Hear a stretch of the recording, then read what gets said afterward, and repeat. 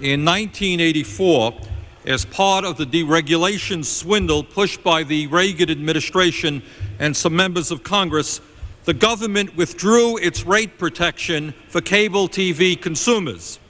Despite the fact that in community after community in Vermont and throughout this country, there is no competition between different companies, that monopolies exist, the government said to the cable television industry, you can raise your rates as high as you want, you can squeeze the consumer as hard as you want. And what have been the results?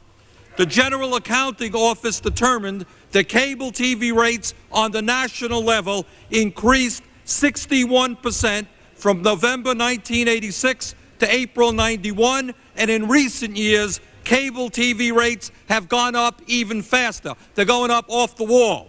Mr. Speaker, President Reagan and members of the Congress deregulated the savings and loan industry, and the taxpayers of this country will be paying hundreds of billions of dollars in additional taxes as a result. President Reagan and members of this Congress deregulated the cable TV industry, and consumers from one end of this country to the other are paying billions more than they should be paying in rates for the basic tier of cable TV services.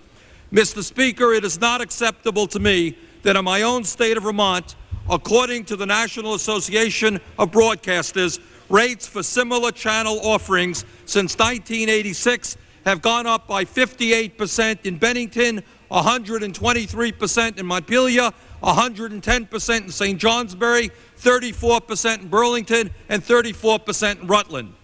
Mr. Speaker, where competition does not exist and a monopoly is in place, the government has a legitimate right to make certain that citizens, especially our elderly citizens on limited incomes, can receive basic cable TV service at a rate they can afford. That's a right of the people.